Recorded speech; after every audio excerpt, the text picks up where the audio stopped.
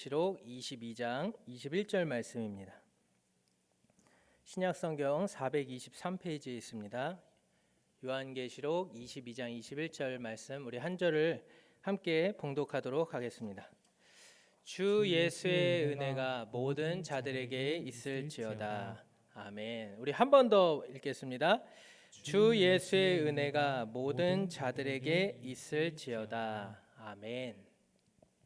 성경의 처음 구절이 창세기 1장 1절입니다. 너무나도 잘 알고 계신 말씀일 텐데요. 태초에 하나님이 천지를 창조하시니라 라는 말씀입니다. 그렇다면 성경의 마지막 구절은 무엇일까요? 네, 우리가 방금 읽은 말씀입니다. 계시록 22장 21절 주 예수의 은혜가 모든 자들에게 있을지어다. 아멘. 주 예수의 은혜가 모든 자들에게 있을지어다. 아멘. 태초에 하나님이 천지를 창조하셨다라고 선포하는 하나님의 말씀의 위엄처럼 오늘 이 말씀도 어마어마한 위엄의 말씀 또 은혜의 말씀이라고 생각합니다. 우리가 오늘 이 구절 자체를 딱 볼 때 알 수 있는 사실은 오늘 성경이 말하고 있는 것은 주 예수의 은혜가 모든 자들에게 있기를 원한다고 하는 것입니다. 하지만 그 은혜를 모든 자들이 누리고 살아가지는 않고 있습니다. 성경은 그 은혜를 모든 성도가 누리며 살아가길 원한다고 말하고 있지만 실상 모든 성도들이 그것을 누리며 살아가지 못하고 있습니다. 무엇이 문제일까요? 성경이 잘못된 것일까요? 그럴 리가 없습니다. 그럼 무엇이 문제일까요? 우리에게 문제가 있는 것입니다. 오늘 말씀을 통해서 은혜를 누리지 못하고 있는 그 문제를 발견하고 은혜를 누리며 살게 되기를 바랍니다. 오늘 말씀을 나누는 가운데 주 예수의 은혜가 무엇인지 알아 그 은혜가 우리 성도님들의 삶 가운데 넘치기를 바랍니다. 먼저 우리는 은혜가 무엇인지를 알아야 합니다. 오늘 본문에서 말하는 은혜가 무엇일까요? 그것은 바로 구원의 은혜입니다. 에베소서에서 구원을 이렇게 설명합니다. 우리 한 절씩 같이 읽도록 하겠습니다. 그는 허물과 죄로 죽었던 너희를 살리셨도다. 그때 너희는 그 가운데서 행하여 이 세상 풍조를 따르고 공중의 권세 잡은 자를 따랐으니 곧 지금 불순종의 아들들 가운데서 역사하는 영이라. 전에는 우리도 다 그 가운데서 우리 육체의 욕심을 따라 지내며 육체와 마음에 원하는 것을 하여 다른 이들과 같이 본질상 진노의 자녀이었더니 긍휼이 풍성하신 하나님이 우리를 사랑하신 그 큰 사랑을 인하여 허물로 죽은 우리를 그리스도와 함께 살리셨고 너희는 은혜로 구원을 받은 것이라. 또 함께 일으키사 그리스도 예수 안에서 함께 하늘에 앉히시니 이는 그리스도 예수 안에서 우리에게 자비하심으로써 그 은혜의 지극히 풍성함을 오는 여러 세대에게 나타내려 하심이라. 너희는 그 은혜에 의하여 믿음으로 말미암아 구원을 받았으니 이것은 너희에게서 난 것이 아니요 하나님의 선물이라. 행위에서 난 것이 아니니 이는 누구든지 자랑하지 못하게 함이라. 우리는 그가 만드신 바라 그리스도 예수 안에서 선한 일을 위하여 지으심을 받은 자니 이 일은 하나님이 전에 예비하사 우리로 그 가운데서 행하게 하려 하심이니라. 아멘. 자, 이 말씀에서 중요한 부분이 무엇일까요? 바로 8절입니다. 너희는 그 은혜에 의하여 믿음으로 말미암아 구원을 받았으니, 이 부분이 중요한 말씀입니다. 은혜에 의하여 믿음으로 말미암아 구원을 받았다. 종교개혁 때 대두된 5가지 솔라가 있습니다. 이 5가지 솔라의 내용은 바로 오직 성경, 오직 그리스도, 오직 은혜, 오직 믿음, 오직 하나님께 영광입니다. 이 5가지 솔라 가운데 오직 은혜가 있습니다. 인터넷에서 이 오직 은혜를 쳐보면요 많은 내용들이 나오는데요. 그 중에 하나의 내용을 보면은 이렇게 설명합니다. 오직 은혜란 프로테스탄트 종교개혁 동안의 종교개혁가들이 주장한 5 솔라 가운데 하나이다. 오직 은혜 교리는 로마 카톨릭 교회의 교리와 충돌한다. 오직 은혜란 구원에서 인간의 공로가 아닌 전적인 하나님의 은혜로 구원을 받는다는 것인데 행위로 인한 구원이 아니고 오직 하나님의 은혜로만 구원이 완성된다는 가르침이다. 바로 인간의 공로가 아닌 전적인 하나님의 은혜로 구원을 받는다고 하는 이 종교 개혁자들의 주장이요. 좀 전에 읽은 에베소서 2장 8절에서 9절과 정확하게 일치합니다. 다시 한번 보실까요? 우리 한번 같이 한번 읽겠습니다. 8절 9절. 너희는 그 은혜에 의하여 믿음으로 말미암아 구원을 받았으니 이것은 너희에게서 난 것이 아니요 하나님의 선물이라. 행위에서 난 것이 아니니 이는 누구든지 자랑하지 못하게 함이라. 다시 오늘 본문으로 돌아와서 주 예수의 은혜가 모든 자들에게 있을지어다. 주 예수의 은혜는 바로 구원의 은혜를 말하는 것으로서 그것은 결코 우리의 행위에서 난 것이 아니며 오직 은혜로 말미암은 것이다라는 것입니다. 실로 이 은혜는요 정말 어마어마한 단어입니다. 곱씹고 곱씹을수록 풍성해지는 그런 단어입니다. 이 구원의 은혜를 어찌 말로 다 표현할 수 있고 또 설명할 수 있겠습니까? 내가 지어야 할 형벌을 예수님께서 대신 지시고 내가 받아야 할 조롱을 예수님께서 대신 받으셨고 내가 입어야 할 누더기 옷을 예수님께서 입으셨습니다. 죄가 없으신 분이 무한한 능력을 가지고 계신 그분이 고난을 당하셨습니다. 그래서 나와 하나님의 원수된 관계를 다시 화목하게 하시고 하나님의 영광과 찬송이 되게 하셨습니다. 우리는 이것을 잊지 않는 정도가 아니라 참을 수 없는 기쁨으로 그리스도의 십자가를 자랑하고 증거하며 살아가는 삶을 살아야 합니다. 이제는 나를 위하여 사는 것이 아닌 그리스도를 위하여 사는 삶, 이것이 바로 믿음의 삶입니다. 어떠한 상황과 환경 가운데서도 말이죠. 히브리서 11장 말씀도 좀 긴데요. 우리 한번 같이 한 절씩 읽어보기 원하는데 히브리서 11장은 믿음이 무엇인지 우리에게 잘 말해주고 있습니다. 우리 한번 한 절씩 교독하겠습니다. 그들은 믿음으로 나라들을 이기기도 하며 의를 행하기도 하며 약속을 받기도 하며 사자들의 입을 막기도 하며 불의 세력을 멸하기도 하며 칼날을 피하기도 하며 연약한 가운데서 강하게 되기도 하며 전쟁에 용감하게 되어 이방 사람들의 진을 물리치기도 하며 여자들은 자기의 죽은 자들을 부활로 받아들이기도 하며 또 어떤 이들은 더 좋은 부활을 얻고자 하여 심한 고문을 받되 구차히 풀려나기를 원하지 아니하였으며 또 어떤 이들은 조롱과 책찍질 뿐 아니라 결박과 옥에 갇히는 시련도 받았으며 돌로 치는 것과 톱으로 켜는 것과 시험과 칼로 죽임을 당하고 양과 염소의 가죽을 입고 유리하여 궁핍과 환난과 학대를 받았으니 이런 사람은 세상이 감당하지 못하느니라. 그들이 광야와 산과 동굴과 토굴에 유리하였느니라.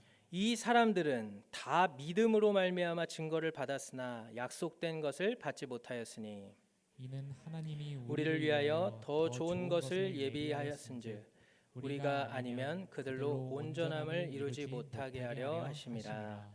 아멘. 믿음의 사람들이 심한 고문과 조롱과 채찍질과 결박과 옥에 갇힘과 돌로 치는 것과 또 톱으로 켜는 것과 시험과 칼로 죽임을 당하는 것과 궁핍과 환난과 학대를 왜 받았습니까? 누구를 위하여 받은 것일까요? 바로 그리스도를 위하여 받았다고 하는 것입니다. 오늘 본문에서 분명하게 그리스도를 위하여라고 언급되지는 않았는데요. 제가 그렇게 말하는 근거는 무엇일까요? 그것은 바로 오늘 우리가 읽은 본문 말씀이 믿음장이라고 하는 이유 때문입니다. 그들은 예수님을 위해서 핍박당하고 고난당했습니다. 아마도 조용히 믿고 숨기고 드러내지 않고 티내지 않았더라면 핍박도 피할 수 있었을 것입니다. 오늘 우리가 읽은 본문 말씀이 요한계시록인데요. 요한계시록이 기록된 배경과 상황이 정확하게 이와 일치합니다. 기록 배경에 대해서 비라고 하는 신학자의 주석을 제가 참고를 했는데요. 계시록은 로마 도미티아누스 황제 때를 배경으로 하고 있습니다. 로마의 황제들은 도미티아누스 시대 이전부터 이미 자신들을 신으로 예배하라고 요구하기 시작했습니다. 로마에 살던 그리스도인들도 네로의 신성을 인정하라는 요구를 받았을 가능성이 있습니다. 하지만 그것이 네로가 그리스도인들을 박해하게 된 계기가 되었던 상황은 아닙니다. 네로가 그리스도인들을 박해하게 된 까닭은 그가 로마의 대화재의 원인을 그리스도인들에게 돌린 데 있습니다. 이와는 반대로 요한계시록에서 박해가 일어난 이유는 신이 아닌 왕을 숭배한다는 것을 거절한 데에 있습니다. 우리는 계시록이 도미티아누스의 황제 숭배 정책을 배경으로 하고 있음을 기억하는 것이 매우 중요합니다. 예수를 부인하고 도미티아누스를 신으로 섬길 것인가? 아니면 예수를 믿고 도미티아누스의 명령에 따르지 않을 것인가? 그리스도인들은 이 두 가지 중 반드시 한 가지를 선택해야 했습니다. 이것은 결코 남의 이야기가 아닙니다. 우리의 이야기입니다. 우리나라도 일제강점기 때도 그런 일이 있었습니다. 신사참배를 강요를 받았습니다. 신사참배란 일제강점기에 일본이 천황 이데올로기를 주입하기 위해서 곳곳에 신사를 세우고 한국인들로 하여금 강제로 참배하게 한 일입니다.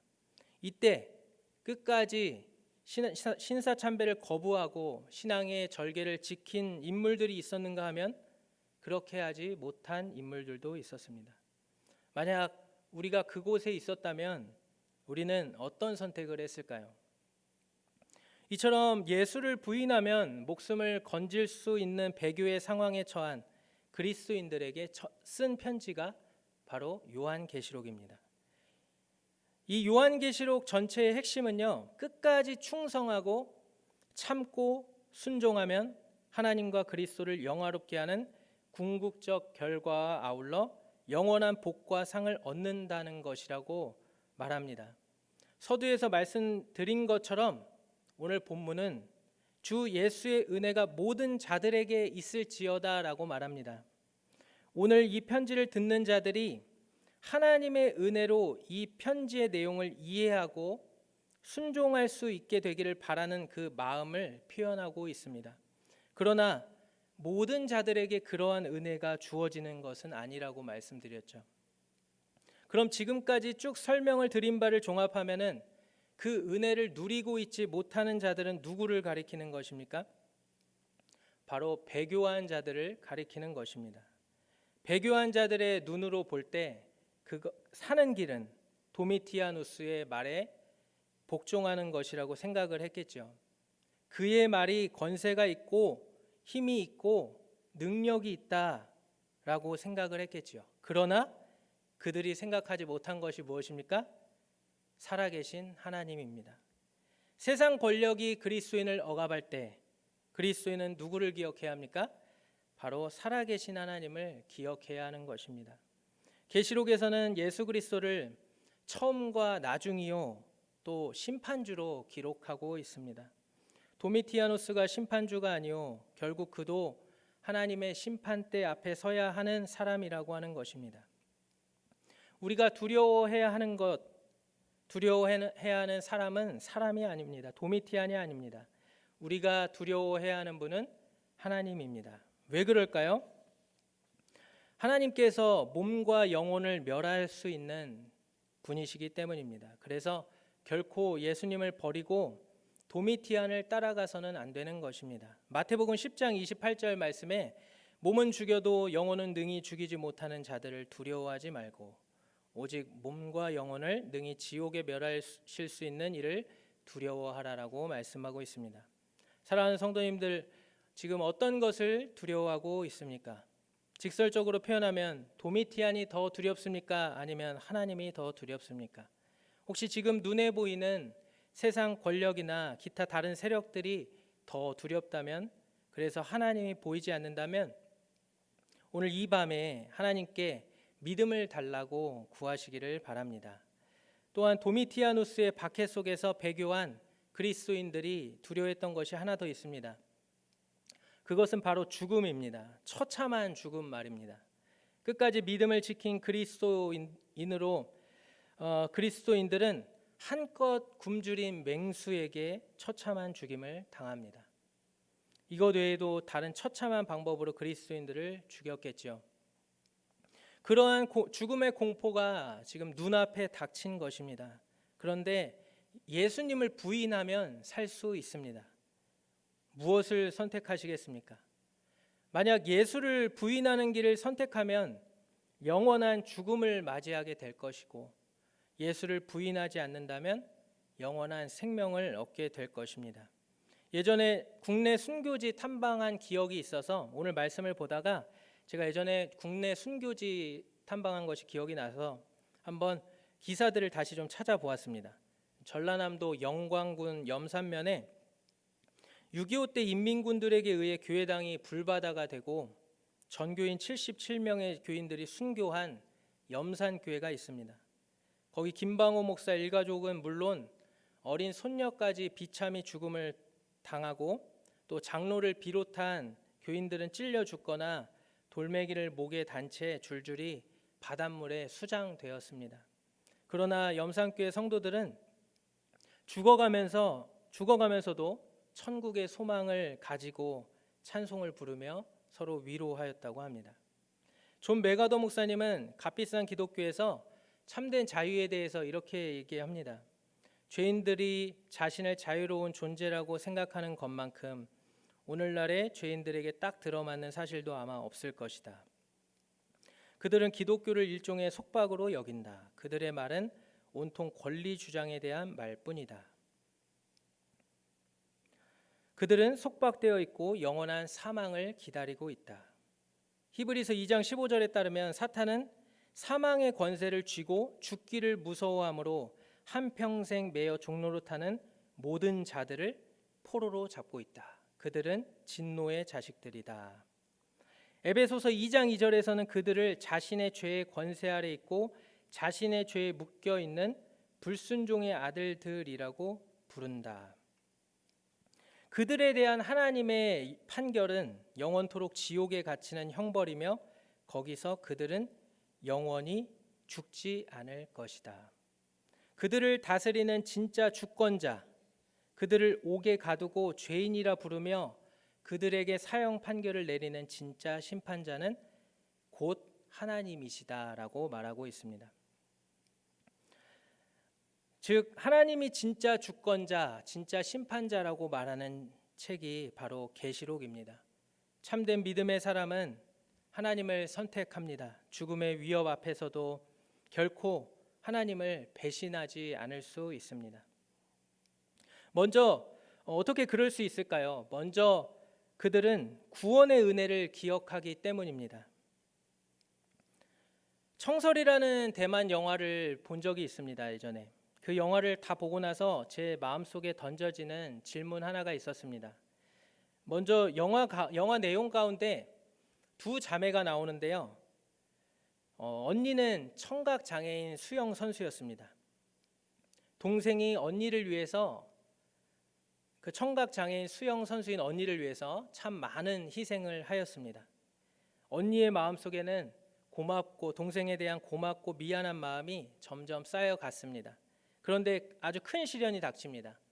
수영 선수인 언니가 부상을 입게 되었습니다.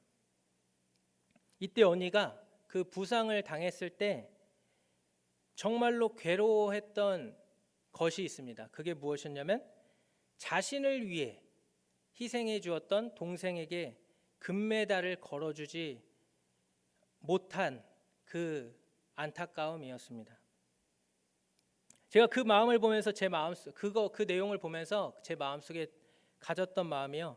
나를 위해서 십자가에서 죽으신 주님을 위해서 나는 헌신을 하고 있는가라는 마음이었습니다.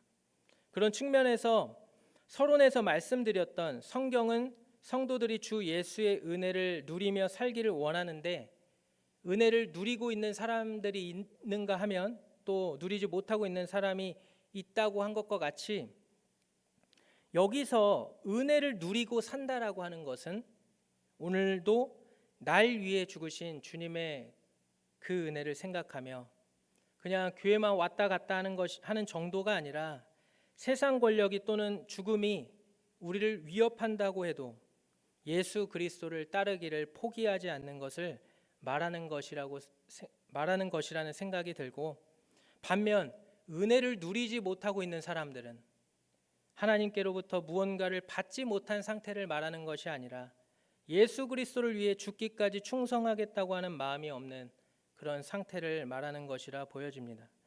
사랑하는 성도 여러분, 우리는 이제 살아도 주를 위해, 죽어도 주를 위해 죽겠다고 하는 그 결단으로 하루하루를 살아가야 합니다. 절대 주님을 부인하는 자리로 나아가서는 안 됩니다. 성경은 예수님 믿으면 늘 화평하다라고, 복되다라고 말하고 있지 않습니다. 이게 무슨 말씀이냐면요, 디모데후서 3장 12절에 보시면 무릇 그리스도 예수 안에서 경건하게 살고자 하는 자는 박해를 받으리라 라는 말씀 때문입니다. 예수 안에서 경건하게 살고자 하는 사람은 박해를 받습니다. 그렇게 살고자 하지 않는 자는 박해를 다 피해갈 수는 있습니다. 예수 안에서 박해를 받는다고 하는 것, 그러나 화평하고 복되다라고 하는 것은 그렇게 살아가는 사람들에게는 하나님이 주시는 힘과 담대함과 또 약속이 있기 때문입니다. 사랑하는 성도 여러분, 말씀을 정리하겠습니다. 바울이 이런 말을 했습니다. 갈라디아서 6장 17절에 내가 내 몸에 예수의 흔적을 지니고 있노라. 이 흔적은 예수로 인해 받는 박해를 말합니다. 제대로 예수님을 믿으면 반드시 박해를 받게 되어 있습니다. 그러나 그럼에도 불구하고 박해를 결코 두려워하지 않습니다. 왜냐하면 그들은 구원의 은혜를 알고 또 진짜 주권자, 진짜 심판자가 누구인지를 알기 때문입니다. 오늘 저와 여러분의 몸에는 예수의 흔적이 있습니까? 혹시 박해가 두려워 예수 믿는 것을 숨기지는 않았습니까? 오늘 말씀을 통해서 진짜 주권자, 진짜 심판자는 하나님이시라는 것을 깨닫고 구원의 은혜를 저버리지 않는 합당한 삶을 살아가는 저와 여러 성도님들 되시기를 간절히 바랍니다. 우리 함께 찬양하고 기도하겠습니다.